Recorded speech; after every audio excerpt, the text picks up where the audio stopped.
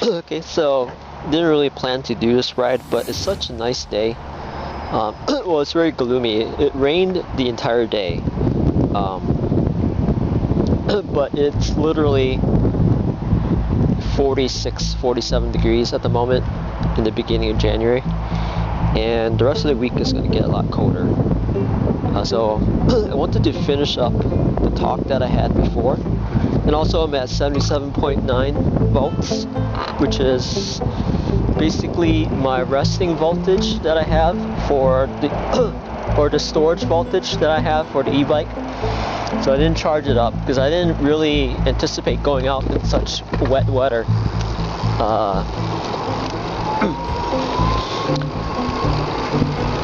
But it's just so nice that you just have to go out. And it's also very windy too.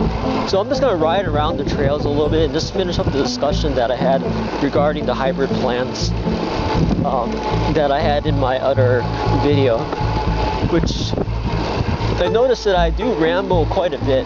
That last ride was originally intended to talk about the hybrid, but instead I spoke about the differences between a rear hub motor and a mid-drive, and also the differences between a gas and electric bike. But all that kind of just leads up to why I'm doing a stereo hybrid build. Hang on one second, let me just cross the street real quick. Well, I have to wait. Leads up to discussion why I'm doing a stereo hybrid build. And just to recap one more time really quickly, because there might be new people watching the video, or people who haven't seen the last video or don't know about the plans. So this is a 72 volt 3000 watt Cyclone e-bike. Usually I don't push it to 72 volts, or sorry, to 3000 watts. I like to ride around 15 miles into the wind on the lowest gear, and then into a headwind, and then on the way back into a tailwind, I'm usually at around 25 to 30 miles per hour, so I don't go too crazy on it. There's a 16 amp hour lithium-ion battery with older cells, so those cells do suffer from the discharge capacity curve. But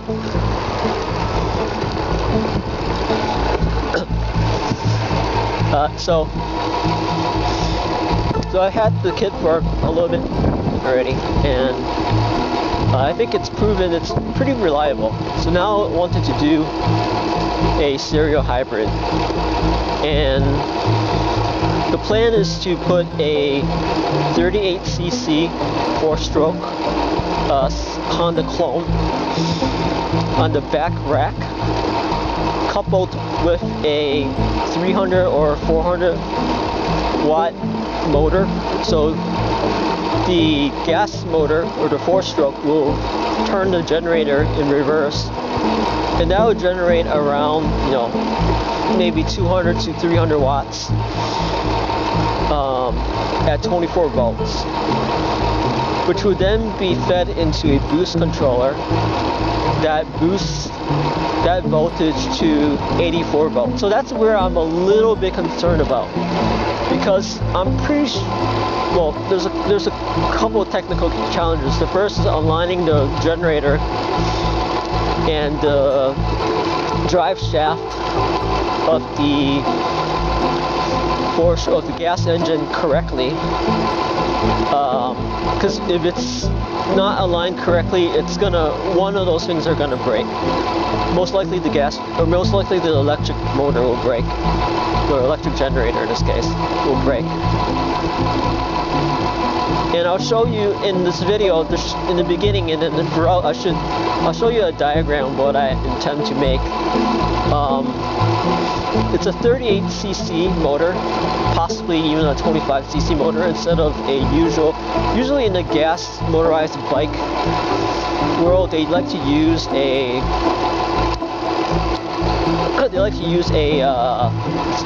49cc engine at minimum.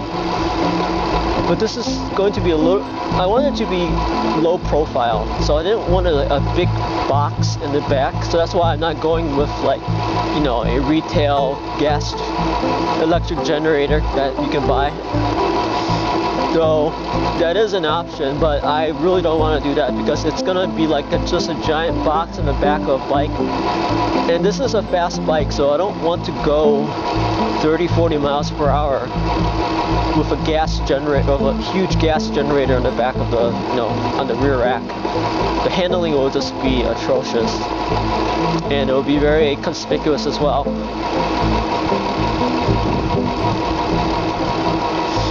So I'll also link, it goes back to Estonia again. You know, they have the ultra capacitor, leading the ultra capacitor world. And also a builder made an actual serial hybrid out of, I believe, 1,000 watt system. And they did a really good job. It's after a rat board style bike, a steampunk style bike. You know, some people might not like that style, but they did a very good job with that, and that's exactly what I want to make. But of course, mine will be more of a sports bike kind, since I'm a little bit younger. Or my taste, it's a little bit closer to a sports bike look. What's the other? So, yeah, so that's the plan. The first difficulty, the headwind. The first difficulty is lining up that spindle with it's lining up the drive shaft of the gas motor with the drive shaft of the electric motor. That'll be the first thing. And I don't have any CNC tools or any high precision tools like that, but so I'll be doing it out of wood. So it'll be I'll have to take my time with that one to join them together correctly. The second challenge, and this is not completely out of my control, is I'm not quite sure if a 24 volt can be boosted all the way up to 84 volts, which is what's needed for charging the bike and running the bike as well. The boost controller said it can jump up from that, but I don't know. I feel like they will be very inefficient, or possibly maybe I read it wrong. It can't actually do that. There's also the option of just running two boost controllers in series on the same line. So maybe boost 24 to 48, and then 48 to 84, something like that. But then you have double inefficiency, or you lose the conversion twice there. And I think the conversion loss is around 90% probably. So you have to take that into consideration. And then after that, it should be pretty simple. I'll just wire it in parallel, you know, obviously with connectors in case I want to disconnect it into the main battery bank, into the motor. Wow, it's actually, so I'm wearing only a sweater. It's 48 degrees and it's actually kind of cold. So I'll keep going because I still need to talk about this a little bit. So the reason, I guess one of the reasons why I want to do this is I could have very well just bought more batteries. You know, I have 16 amp hours at the moment. I could have just pumped that up to 32 amp hours, which would give me like 40 miles of hard riding and like 80 miles probably of what I usually do with, you know, helping it pedal. And that should be pretty damn good in terms of range, right?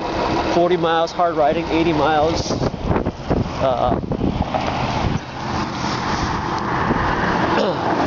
80 miles conservative riding or eco riding. But I always feel like I have that range anxiety, and I want to do something a little bit different too.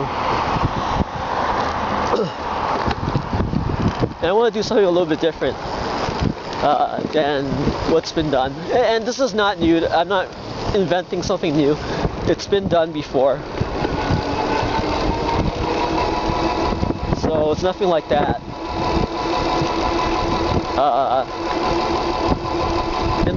So part of the problem here is that I don't actually know how much power I'm using. I'm going like, there's quite a bit of headwind. I'm going like 13 miles, 14 miles per hour. I'm not sure how much power I'm using, but I know on my 500 watt system, going 20 miles per hour, no wind, flat surface, took around 400 to 500 watts of power. So this serial hybrid system will generate around 300, hopefully around 300 watts of power. So that's more than half of what's necessary to get me to 20 miles per hour, no wind, flat surface. So I think that's pretty good. And the thing with the power is that, okay, sometimes I might go faster, sometimes I might go slower, but it's always delivering power, so, you know, to recharge the batteries or to assist with the motor, the battery. So it's always there. And I actually had I made a solar bike over the summer, and while there was like 90 watts of solar panels on that bike, and it gave an average of probably 50 watts power. And 50 watts might not seem like a lot, but if you're going a long distance or you're just riding around all day, that adds up quite a bit. Especially, you know, you're coasting, if you're pedaling on your own, that kind of power does add up quite a bit. So now it would be 300 watts. So that's going to be quite a lot of power. It's going to add up, and I believe it's going to extend my range quite a bit. And it's different from just adding more batteries, because let's say I'm, you know, go on a really, really long trip and I'm somewhere that I cannot charge or plug in, I can just turn the generator on and charge up. Just, you know, charge up in an hour or 2 hours, or, you know, whatnot. Or, you know, or I can just always maintain a healthy charge just by stopping. You know, very similar to Tesla and other EV vehicles, just stopping somewhere and, you know, grabbing a soda or a light snack, or even having lunch or dinner or something like that, and just having the bike charge while it's you know, while you're doing stuff like that. That's what, you know, a lot of EV vehicles do in terms of like charge. You know, when what do you do for half an hour when you're at a charge station like EV, or you play games or just, you know, go grab a snack or something like that. But anyway, hang on, let me just pass these people so they don't think I'm crazy.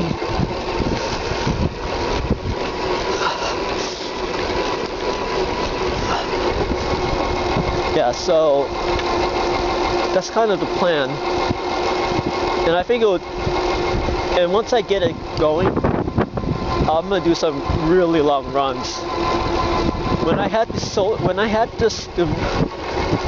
500 watt bike, the hub, and then also like a small battery, I actually went 140 miles in a day